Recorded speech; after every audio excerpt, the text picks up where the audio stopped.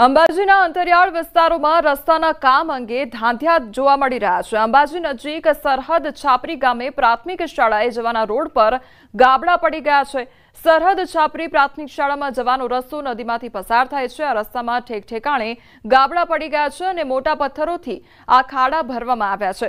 તો આવા ઉબડખાબડ રસ્તા પર નાના બાળકો ચાલી શકે તેમ નથી, તેમ છતાં ભય સાથે ભણતર માટે આ રસ્તાથી વિદ્યાર્થીઓ પસાર થવા માટે મજબૂર બન્યા છે।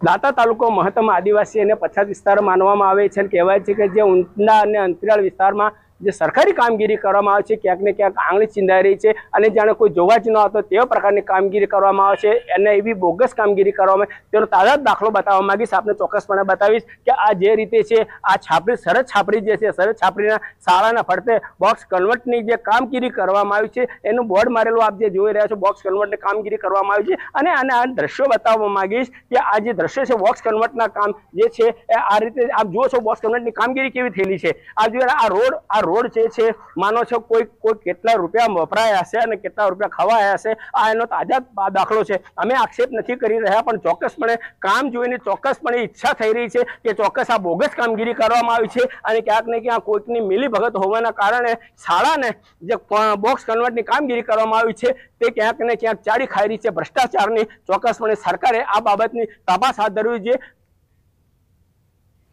નર્મદા જિલ્લામાં આવેલા સ્ટેટ હાઈવેમાં પ્રથમ વરસાદે ખાડા પાડી પડ્યા છે અને જેના કારણે સ્થાનિક રાહદારીઓ અને પ્રવાસીઓ બધા જ હેરાન પરેશાન થઈ ગયા છે। ત્યારે જિલ્લાની દિશા સમિતિની બેઠકમાં હાઈવે ઓથોરિટીના અધિકારીઓ હાજર ન રહેતા સાંસદ મનસુખ વસાવા ગુસ્સે થયા હતા।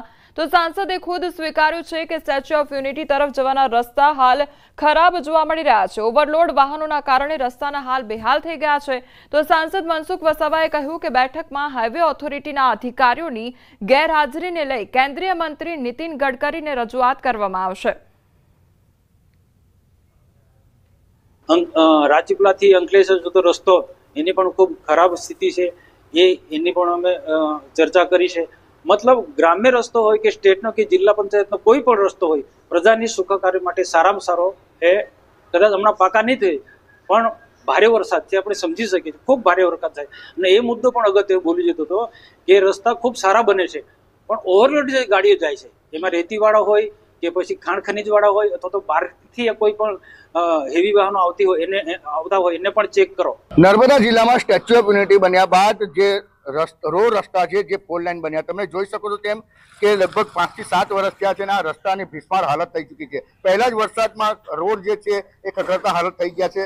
કહી શકાય કે જે અમુક અકસ્માતો પણ થાય છે જેને લઈ હાલ નર્મદા જિલ્લાના અને ભરૂચ જિલ્લાના જે સાંસદ મનસુખ વસાવા છે એઓએ રોષ ઠાલવ્યો છે કારણ કે જે સ્ટેટ હાઈવેના જે અધિકારીઓ દ્વારા આ રોડ ના બનાવતા જેઓને નીતિન ગડકરી સુધી પત્ર લખવાની વાત કરી છે। ત્યારે આપણી સાથે એક વકીલ સાહેબ છે જેઓ રોડ પર ચાલી રહ્યા છે। સાહેબ કેવો રસ્તો છે અને શું માનો છો તમે? રસ્તો તો બહુ જ ખરાબ છે। તિલકવાડા પછી એટલો રસ્તો ખરાબ છે કે ગાડી ચલાવવી મુશ્કેલ પડે છે। ના રસ્તો વરસાદથી નથી, પહેલેથી જ ખરાબ છે, પહેલેથી ખાડા પડેલા જ છે, કોઈ મરામત થતી નથી, અકસ્માતોનો ભય અને ગાડીઓને બી નુકસાન થાય છે। રસ્તો વહેલી તકે રિપેર થાય એવી વિનંતી। સાહેબ સ્ટેચ્યુ ઓફ યુનિટી વિશ્વમાં સૌથી ઊંચે ફલક પર પહોંચ્યું છે પરંતુ રોડ રસ્તાને કારણે પ્રવાસીઓ પણ ઓછા થયા છે, શું કહેશો? સ્વાભાવિક છે, આવા રોડ રસ્તા પર કોણ આવશે ભાઈ? અમારે તો કોર્ટમાં જવાનું એટલે છૂટકો નથી, ના છૂટકે આવવું પડે, બાકી કોઈ સહેલાણીઓ તો આવો રસ્તો પ્રિફર કરે જ નહીં, સ્વાભાવિક છે। શું માનો છો તમારો રસ્તો ક્યારે કેવો બનવો જોઈએ? તાત્કાલિક આ તો સ્ટેચ્યુ ઓફ યુનિટી જવાનો રસ્તો છે, ફર્સ્ટ ક્લાસ રસ્તો થવો જોઈએ, ખાડા ના હોવા જોઈએ અને એનું મેન્ટેનન્સ પણ જે તે વિભાગે જોવું જોઈએ। હા બિલકુલ, આ હતા જે રાહદારી છે તેઓનું પણ કહેવું છે ખાસ કરીને જે રસ્તો જે છે એ ખાડા પડી જવાના કારણે મોટી સંખ્યામાં જે અકસ્માતો પણ સર્જાઈ રહ્યા છે। પરંતુ હાલ તો દિશા સમિતિની જે મિટિંગ યોજાઈ જેમાં સાંસદ મનસુખ વસાવાએ પણ રોષ ઠાલવ્યો હતો કારણ કે માર્ગ એન્ડ મકાનના કોઈ પણ અધિકારીઓ હાજર ન રહેતા જેઓ રોષે ભરાયા હતા। ત્યારે હાલ તો જે સ્ટેચ્યુ ઓફ યુનિટી જે જવાના રસ્તા જે ફોર લાઈન તો બનાવી દીધા છે પરંતુ તેની મરામત ના થતા આજે સાંસદ તો ખરા પરંતુ રાહદારીઓ પણ રોષે ભરાયા છે। દીપક પટેલ, ન્યૂઝ 18 ગુજરાતી, નર્મદા।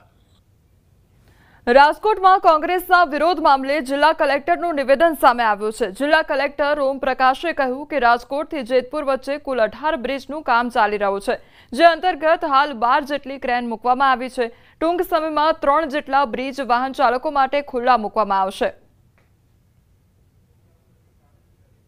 18 બ્રિજનો કામ જે છે આ નેશનલ હાઈવેનો ચાલુ છે અને આ 18 બ્રિજમાંથી 14 જેવા ડાયવર્ઝન આપ્યા છે।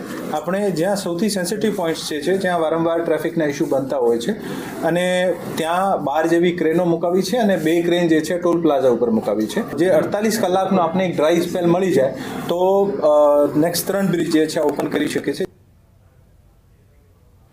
ભારત પરિમાલા યોजना અંતર્ગત રાજકોટ જેતપુર નેશનલ હાઈવે 27 ને 6 લેનમાં કન્વર્ટ કરવાની કામગીરી ચાલી રહી છે।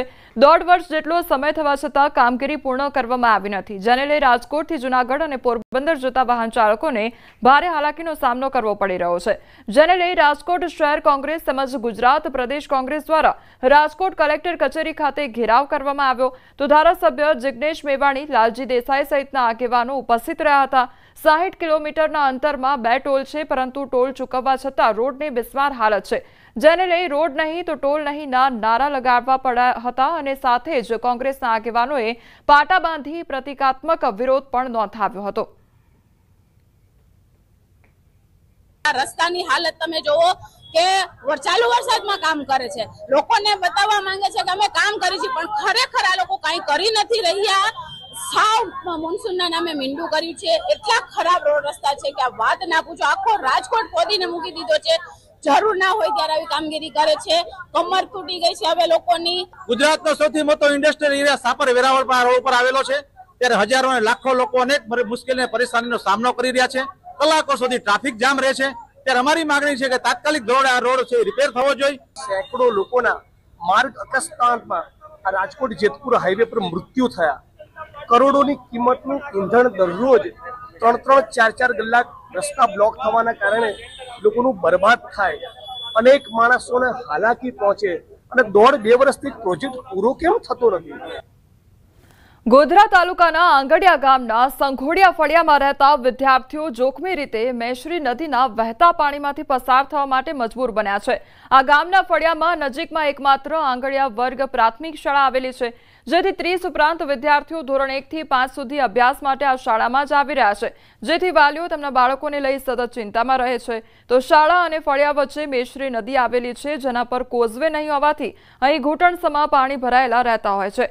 વર્ષોની આ સમસ્યા દૂર કરવા અનેકવાર તંત્ર અને પદાધિકારીઓને રજૂઆત કરવામાં આવી છે, પરંતુ કોઝવે કે પુલ બનાવવામાં આવતો નથી, જેથી સ્થાનિકોમાં રોષનો માહોલ છે। પ્રાથમિક શાળામાં હાલમાં 111 બાળકો અભ્યાસ કરી રહ્યા છે, તેમાંના 50% બાળકો સંગોડિયા ફળિયામાંથી નદી પાર કરીને આવતા હોય છે। અમારા છોકરાને કેડ પાણી ઉતરીને નિશાળે મૂકવા જઈએ છે અને અમારા છોકરા તણાઈ જાય તે જવાબદારી કોણ રાખે?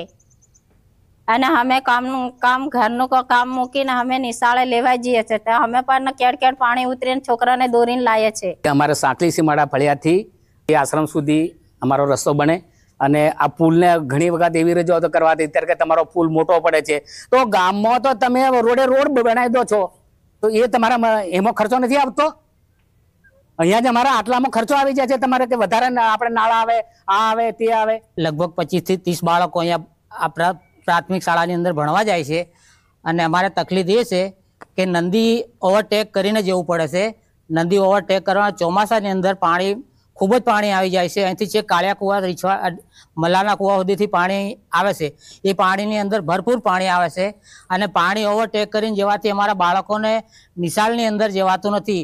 વિકાસશીલ ગુજરાતમાં ગ્રામ્ય વિસ્તારોમાં આજે પણ કેટલાક લોકો કદાચ 19મી સદીમાં જીવી રહ્યા છે એવું કહેવું પણ અતિશયોક્તિ નથી।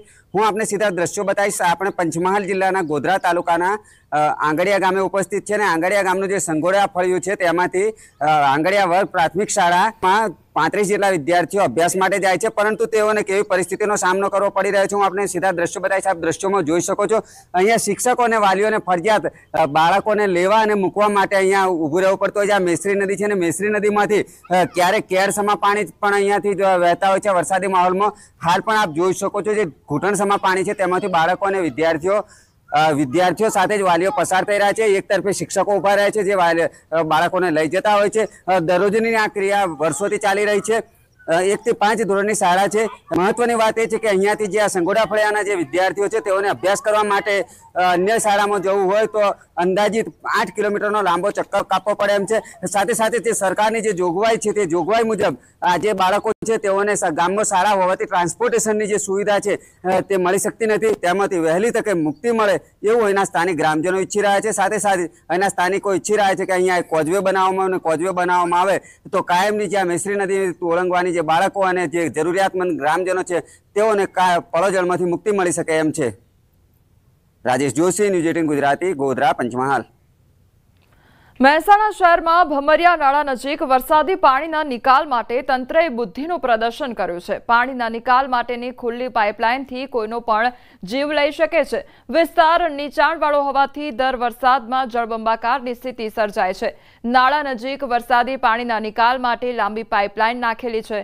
આ પાઇપલાઇન ઉપરની મુખ્ય કુંડી ખુલ્લી પડી ગઈ છે અને ભારે વરસાદની સ્થિતિમાં અહીં કમરસમાં પાણી ભરાઈ જાય છે ત્યારે આ કુંડી દેખાતી નથી। આ સ્થિતિમાં મોત સમાન બની છે। તો આ ખુલ્લી પાઇપલાઇન મુખ્ય માર્ગ ઉપર આવેલી હોવા છતાં મહેસાણા મહાનગરપાલિકાને દેખાતી નથી। જો મહાનગરપાલિકા સમયસર આ ખુલ્લી પાઇપલાઇનનું સમારકામ નહીં કરે તો વરસાદી પાણીમાંથી પસાર થતો કોઈ રાહદારી કે વાહન ચાલક તણાઈને મોતને ભેટી શકે છે। કેનાલની આગળ કે જે વરસાદી પાઇપ છે તેની આગળ કોઈ એક જાતની જાળી મૂકવામાં આવેલ નથી। જો વધુ વરસાદ આવે અને કોઈ તણાઈને ક્યાં આગળ અંદર જાય તો એ પાઇપની દ્વારા અંદર ઉતરી જાય તેવી પૂરેપૂરી શક્યતા રહેલી છે। હા, ભમરિયા નાળાની ગટર વિશે આજે અમને જાણવા મળ્યું છે કે જ્યાં ખુલ્લી ગટર છે અને કે ત્યાં ખાડા જેવું છે। અમે અમારી ટીમને મોકલી દીધી છે। અમારા એન્જિનિયરને વિગતવાર અમને આજે સાંજ સુધી રિપોર્ટ આપી દેશે।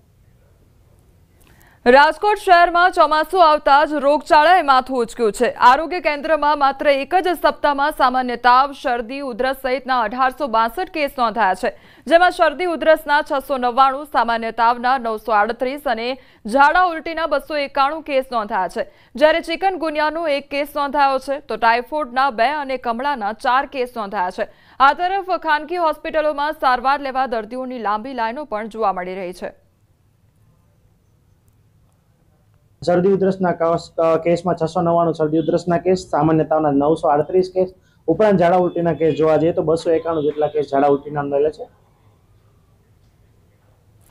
સુરતના ઉમરપાડામાં ખાતર માટે પડાપડી જોવા મળી રહી છે। મર્યાદિત ખાતરનો જથ્થો મળતો હોવાથી લોકો લાઇનમાં ઉભા રહેવા માટે મજબૂર બન્યા છે।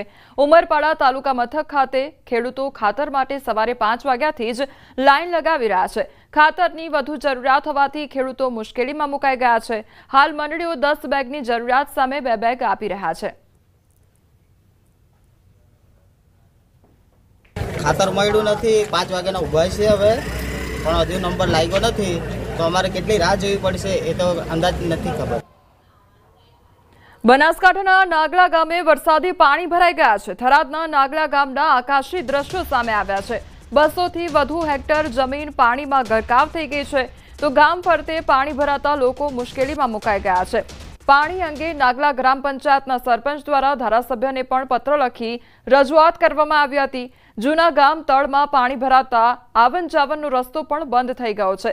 વરસાદી પાણીનો નિકાલ નહીં કરવામાં આવે તો રોગચાળો ફાટી નીકળે તેવી પણ ભીતિ સેવાઈ રહી છે।